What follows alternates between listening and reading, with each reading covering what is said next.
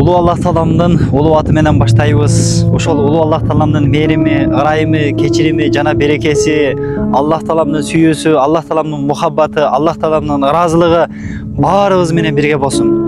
Ушул Аллах Тааламдын ыраазылыгы үчүн, Аллах Тааламдын сүйүүсүнө эгедер болуу үчүн, Аллах Тааламдын мээримине, ырайымына бөлөнүү үчүн, ошого себепкер боло турган ушул жакшылыктарга баардыгыңыздарды шериктеш болуп калууга чакырат элек. Бактылуу болууну каалайсызбы?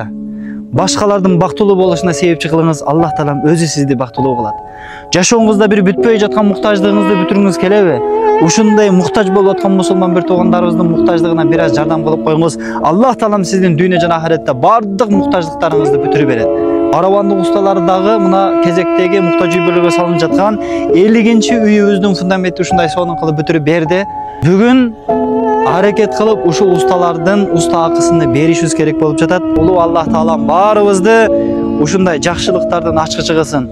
Ушундай жалгыз бой энекелерибиздин, жетим жесирлердин, мамлекетибиздин, журтубуздун, жалпы мусулмандардын сүйүнүчүнө, кубанычына себепчи боло турган, тарыхта аты кала турган, акыретин курган, Аллах Тааламдын жер бетиндеги досторунун катарын толуктаган инсандардан кылган болсун. Ассаламу алейкум ва рахматуллахи ва баракатух.